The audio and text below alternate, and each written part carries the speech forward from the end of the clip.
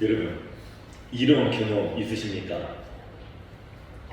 믿음으로 살려 다짐했는데 더 어려운 일들이 일어납니다. 믿음으로 다짐하며 시작했는데 더 힘든 일들이 밀려옵니다. 어느 때보다도 말씀 붙잡고 살려 하는데 생각지 못한 일들이 일어납니다. 사실 우리는 종종 이런 생각을 하며 신앙생활을 합니다. 그래, 믿음으로 살자. 이것이 사는 길이지. 그래, 믿음으로 살면 하나님께서 도와주시겠지. 믿음으로 살면 안 될 일도 되겠지. 우리는 보통 이렇게 생각하고 믿음의 길을 시작합니다. 그런데 막상 믿음으로 시작했는데 어때요? 어려운 일들이 생깁니다. 이때 여러분들은 어떻게 하셨습니까? 처음 교회를 다니기를 결단한 분들이 이 문제 앞에서 실망하고 교회 다니기를 포기하는 경우가 종종 일어납니다. 에이, 교회를 다녀도 소용없네. 오히려 더 힘든 일들이 생기는구만 하면서 교회 다니기를 그만둡니다. 묻겠습니다. 여러분들은 또 다시 힘든 일을 겪게 된다면 교회를 계속 다닐 것 같습니까? 포기할 것 같습니까? 여러분들 어떨 것 같아요? 여러분들 또다시 또 어려운 일들을 당할 수 있어요. 계속 교회를 다닐 것 같습니까? 포기할 것 같습니까? 오늘 말씀, 오늘 본문의 말씀, 우리의 경험과 비슷한 상황입니다. 하나님께서 이스라엘 백성들을 출애굽시키기 위하여 모세를 부르시죠.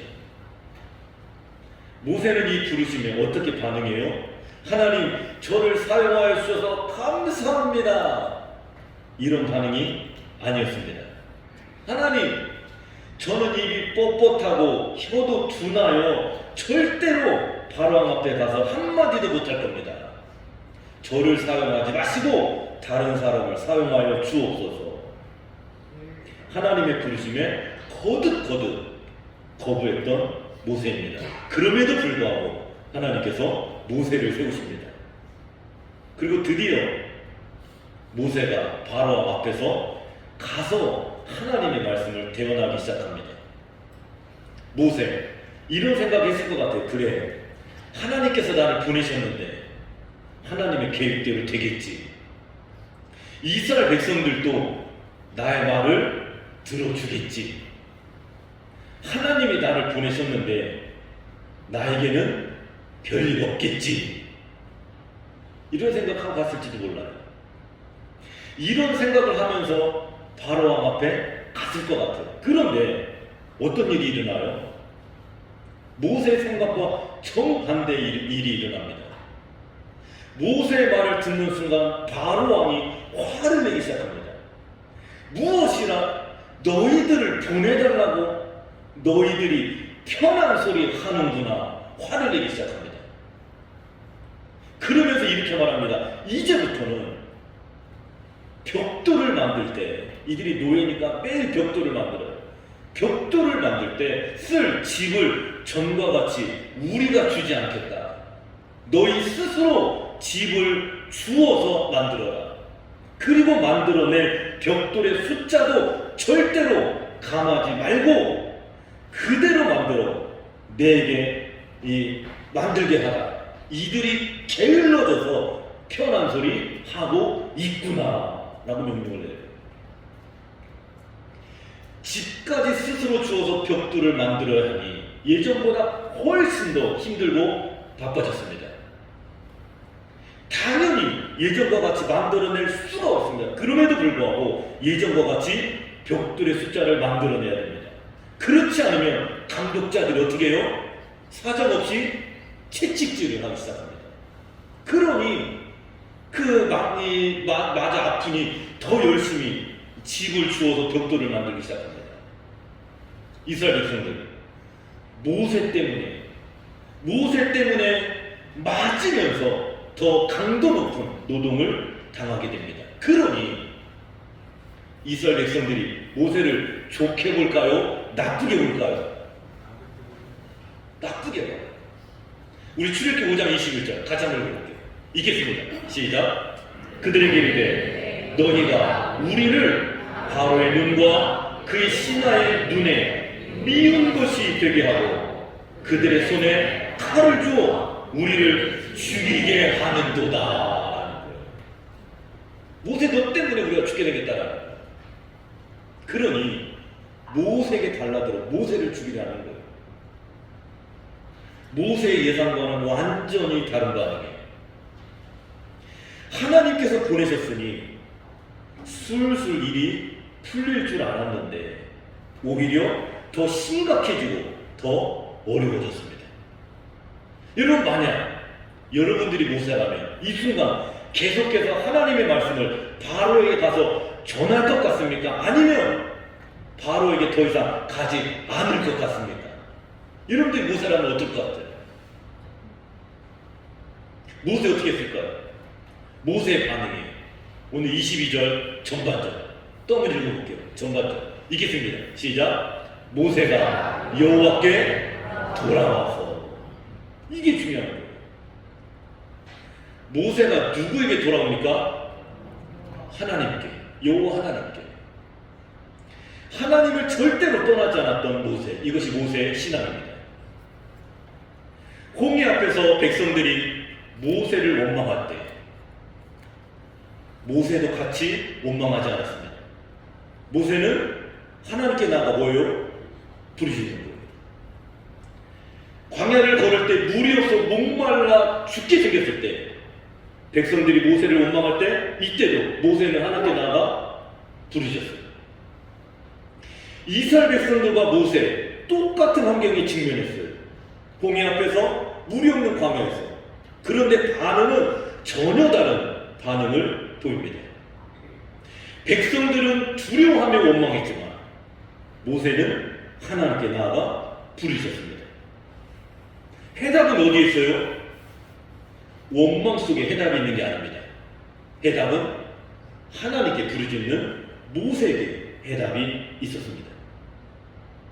사랑들, 우리 가정 안에, 우리 교회 안에 똑같은 문제 앞에 직면하는 순간이 오게 될 겁니다. 교회에 문제가 생기면 우리 모두의 문제죠.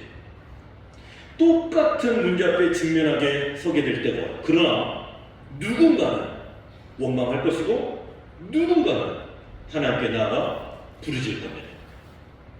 한번 생각해 보세요. 나는 어느 쪽에 있을 것 같은가 한번 생각해 보세요. 여러분들 어느 쪽에 있을 것 같습니까? 원망하는 쪽입니까? 기도하는 쪽입니까? 기도하는 쪽에 있는 우리 소속의 모든 성도들이 되기를 축복합니다. 왜냐하면 기도하는 쪽에 분명히 답이 있기 때문입니다. 믿음으로 살았는데 오히려 힘들어진다 해서 절대로 하나님을 멀리하지 마시고 오히려 그 순간 하나님께 진심으로 돌아오는 순간이 되기를 축복합니다. 하나님께 돌아온 모세 마음껏 부르짖는 거예요. 주여, 어찌하여 이 백성이 학대를 당하게 하셨나이까? 어찌하여 나를 보내셨나이까? 어찌하여 나를 이토록 힘들게 합니까? 부르짖는 거예요. 여러분들도 모세와 같이 주님께 나아가 부르짖으십시오. 사람에게 하소연하는 게 아닙니다. 사람에게 하는 게 아니에요. 하나님께 나아가 하나님께 하소연합니다. 하나님, 왜 이렇게 힘이 듭니까? 이 부르짖음을 주님께서 분명히 들으십니다. 여러분, 사실 출애굽의 시작은 이 부르짖음 때문입니다. 이스라엘 백성들의 고된 애굽 생활에 대한 부르짖음에 대한 반응이 출애굽이에요. 우리 출애굽기 2장 23절에 한 번 읽어볼게요. 읽겠습니다. 시작. 여러 해 후에 애굽 왕은 죽었고 이스라엘 자손은 고된 노동으로 말미암아 탄식하며 부르짖으니 그 고된 노동으로 말미암아 부르짖는 소리가 하나님께 상달된지라. 아멘. 우리의 부르짖음도 분명히 주님께서 들으시는 줄 믿습니다. 그런데 여러분, 지금 이렇게 부르짖는 이스라엘 백성들, 이들의 부르짖음으로 출애굽이 시작되었는데 막상 출애굽을 하고 홍해를 만나고 물이 없을 때 이들이 어떻게 해요? 똑같이 부르짖어야 되는데 어떻게 해요? 원망했다라는, 부르짖는 데서 원망. 이런 모습들이 또한 나의 모습은 아닌가 우리는 생각해 봐야 돼요. 그러니 어떤 일이 있어도 하나님께 돌아오고 돌아오는 우리 모두가 되기를 축복합니다. 오늘 말씀을 또 보니 한 가지 기억해야 될 사실이 하나 있어요. 23절 한번 또 읽어볼게요. 읽겠습니다. 시작. 내가 바로에게 들어가서 주의 이름으로 말한 후로부터 그가 이 백성을 더 학대하며. 학대가 언제부터 더 심해졌어요? 학대가 언제부터 더 심해졌어요? 주의 이름으로 말한 후로부터. 여러분, 성경을 보면 교회 다니기 시작한 한때부터 더 어려움이 옵니다. 이것이 성경적이에요.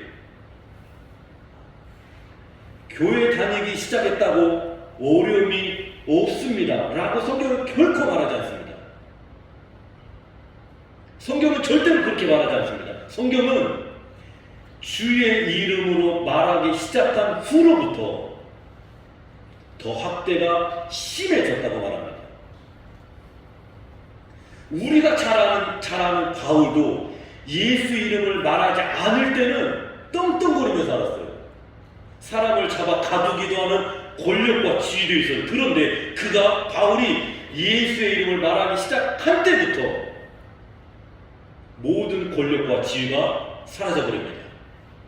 대신에 박해가 오고 핍박이 오고 돌이 날아오고 도망 다니고 죽음의 고비를 넘기며 살았습니다.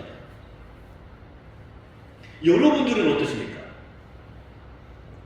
여러분들 중에도 예수의 이름을 말하기 시작한 때부터 직장에서, 동네에서, 가정 안에서 힘든 일을 겪은 분들도 분명히 있을 겁니다. 그런데도 여러분들은 지금 교회를 떠나지 않고 교회 안에 있습니다. 어떻게 그러셨습니까? 어떻게 그러셨습니까? 성경은 절대로 주의 이름으로 말한 후로부터 학대가 시작되었다 이렇게만 끝나지 않기 때문입니다. 그 다음이 있어요.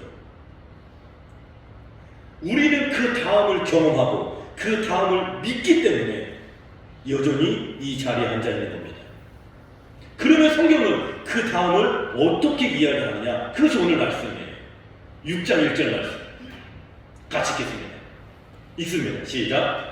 여호와께서 모세에게 이르시되 이제 내가 바로에게 하는 일을 네가 보리라. 강한 손으로 말미암아 바로가 그들을 보내리라. 강한 손으로 말미암아 바로가 그들을 그의 땅에서 쫓아내리라. 아멘. 하나님은 분명히 말씀합니다. 너희에겐 강한 손이 있다. 학대가 시작되었다면 절대로 학대로만 끝나지 않습니다. 어려움이 시작되었다면 절대로 어려움으로만 끝나지 않습니다. 고난이 밀려왔다면 절대로 고난으로만 끝나지 않습니다. 이게 성경적이에요. 이유는 우리에겐 강한 손이 있기 때문입니다. 이것이 성경이 우리에게 주는 결론이에요. 이 강한 손은 우리를 돕는 손입니다. 이 강한 손은 늘 내 편인 손입니다. 이 강한 손은 늘 내 옆에 없는 것 같지만 늘 나와 함께 하는 손입니다. 강한 손은 나의 삶 속에 하나님의 개입입니다. 눈에 보이지 않지만 역사를 움직이고 불가능을 가능으로 만드는 손입니다. 더 중요한 사실은 이 강한 손이 언제 등장하는지를 우리가 알아야 돼요. 하나님의 강한 손은 내가 할 수 있습니다 라고 할 때 등장하는 게 아니에요. 나는 할 수 있습니다 라고 등장하는 게 아니에요. 이때 등장하지 않아요. 오늘 말씀의 상황을 보면 모세가 바로왕 앞에 갑니다. 하나님께서 보내셨으니 무언가 될 줄 알았어요. 그런데 오히려 더 힘들어지고 상황도 좋지 않아요. 이때 모세가 깨닫게 되는 거예요. 아, 이것은 절대로 내 힘으로 될 수 있는 일이 아니구나. 그래서 모세는 하나님께 돌아와서 부르짖기 시작하는 거예요. 두 손 들고 부르짖기 시작하는 거예요. 하나님, 제 힘으로는 도저히 할 수 있는 일이 아닙니다. 백성들에게 학대는 더 심해졌고 백성들이 나를 미워하기 시작했습니다. 저는 도저히 못할 것 같습니다. 하나님, 도와주세요. 이게 지금 모세의 부르짖음이에요. 하나님께 나아가 두 손 들고 부르짖는 모세의 모습. 강한 손은 이때 등장합니다. 이 순간 하나님의 음성이 들려요. 모세야, 이제 보게 될 것이야. 나의 강한 손으로 이스라엘 백성들이 애굽 땅에서 나오는 모습을 보게 될 것이야. 그리고 나의 그 강한 손은 너와 함께함을 너 또한 보게 될 것이야. 이것이 성경의 결론입니다. 주의 이름으로 말한 후로부터 학대가 더 심해졌을지라도 절대로 학대로만 끝나지 않습니다. 그 학대 속에 하나님의 강한 손도 존재합니다. 그 강한 손이 학대를 막아냅니다. 그리하여 그 학대를 소멸케 하고 진정한 자유를 누리도록 이끄십니다. 이것이 성경의 결론입니다. 우리는 이 사실을 믿습니다. 아멘입니까? 그러기에 우리가 여기 앉아있는 거예요. 하나님의 강한 손은 절대로 우리를 혼자 두지 않습니다. 우리가 어디를 가든 하나님의 강한 손이 우리와 함께합니다. 이 믿음으로 살았던 사람이 다윗이에요. 다윗은 왕이었지만 왕이 되기까지 쉽지 않았어요. 사울에게 10년이 넘도록 쫓기며 광야를 떠돌아다녔어요. 동굴에서 숨어 지냈고 가족과 함께 도망쳐 있고 때로는 블레셋 땅에서 미친 사람처럼 흉내내기까지 했어요. 사람의 눈으로 볼 때 정말 하나님이 저 사람과 함께하는 사람이 맞나 싶을 정도예요. 그런데 다윗은 늘 이렇게 고백합니다. 우리 시편 17편 7절 같이 한번 읽어볼게요. 읽겠습니다. 시작. 주께 피하는 자들을 그 일어나 치는 자들에게서 오른손으로 구원하시는 주여, 주의 기이한 사랑을 나타내소서. 그 밑에 30편 24절 읽겠습니다. 시작. 그는 넘어지나 아주 엎드러지지 아니하며 여호와께서 그의 손으로 붙드시리로다. 아멘. 다윗의 인생에서 최고의 순간은 다윗이 왕이 되는 순간이 아닙니다. 다윗의 인생에서 최고의 순간은 하나님의 손에 붙들려 있었을 때입니다. 이 고백을 다윗은 절대로 잊지 않았습니다. 그래서 우리도 올 한해, 우리 장모님 기도하셨어요. 우리도 올 한해 포도나무이신 예수님께 붙어 있자는 겁니다. 이 순간이 여러분들의 최고의 인생의 순간이 될 줄 믿습니다. 사랑하는 여러분, 하나님의 강한 손은 우리를 대신에 싸워주시는 손입니다. 출애굽이 그랬어요. 모세가 설득해서 된 것이 아닙니다. 백성들이 막 단결해서 출애굽이 된 게 아닙니다. 바로왕이 자신의 마음을 바꿔서도 아닙니다. 하나님의 강한 손이 애굽의 신들을 이겼고 애굽의 모든 악한 세력들을 이기었기 때문입니다. 그래서 모세는 신명기에 넘어와서 백성들에게 거듭거듭 이렇게 선포하는 겁니다. 신명기 15장을 또 한번 읽어볼게요. 읽겠습니다. 시작. 너는 기억하라. 네가 애굽 땅에서 종이 되었더니 내 하나님 여호와가 강한 손과 평팔로 거기서 너를 인도하여 내었나니 그러므로 내 하나님 여호와가 네게 명령하여 안식일을 지키라 하느니라. 아멘. 오늘 본문 말씀에서 하나님은 강한 손으로 너희를 인도할 것이야 모세에게 말씀하셨어요. 그리고 모세는 광야 40년을 거워 마치고 이게 신명기예요. 마치고 저 멀리 가나안 땅을 바라보며 백성들에게 모세를 선포합니다. 여기까지 온 것은 우리의 힘과 능력이 아니라 하나님의 강한 손과 평팔이 있었음을 기억하라라는 겁니다. 사랑하는 여러분들에게 묻겠습니다. 여러분들의 인생 오늘 여기까지 올 수 있었던 것이 여러분들은 여러분들의 능력과 지혜로 여기십니까? 아니면 나와 함께 하신 하나님의 강한 손 때문이라 믿으십니까? 어떻게 여러분들은 오늘 여기까지 온 것 같습니까? 오늘 설교의 제목입니다. 한번 읽어볼게요. 읽겠습니다. 시작. 우리에게는 강한 손이 있습니다. 아멘. 우리에게는 강한 손이 있습니다. 그 강한 손이 우리를 여기까지 인도한 줄 믿습니다. 오늘의 제목은 우리가 강하다는 소리가 아니에요. 우리에게 힘이 있다는 말도 아니에요. 우리를 붙들고 계신 분이 강하다라는 고백입니다. 지금 혹시 상황이 더 나빠진 상황이 처한 분 계십니까? 기도했는데 결과가 좋지 않습니까? 사람의 말에 상처받고 신앙마저 흔들리는 자리에 서 있는 분 있습니까? 오늘 주님은 우리에게 말씀하십니다. 이제 너도 보게 될 것이야. 이제 너도 보게 될 것이야. 강한 손이 너의 모든 문제를 해결할 것을 보게 될 것이야. 그래서 사랑하는 성도 여러분, 그러니 좀 더 힘을 냅시다. 좀 더 힘을 냅시다. 주님께 돌아와 주님께 부르짖어 봅시다. 주님께서 분명히 강한 손으로 붙잡아 주시고 해결해 주실 것입니다. 우리의 손은 떨려도 하나님의 손은 떨리지 않습니다. 우리는 계산이 틀려도 하나님의 손은 실수하지 않습니다. 우리는 놓칠 수 있어도 하나님의 손은 놓치지 않습니다. 그러니 분명히 기억합시다. 우리가 오늘까지 올 수 있었던 것은 우리의 힘이 아닙니다.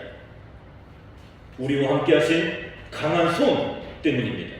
그리고 그 강한 손은 여전히 우리와 함께 합니다.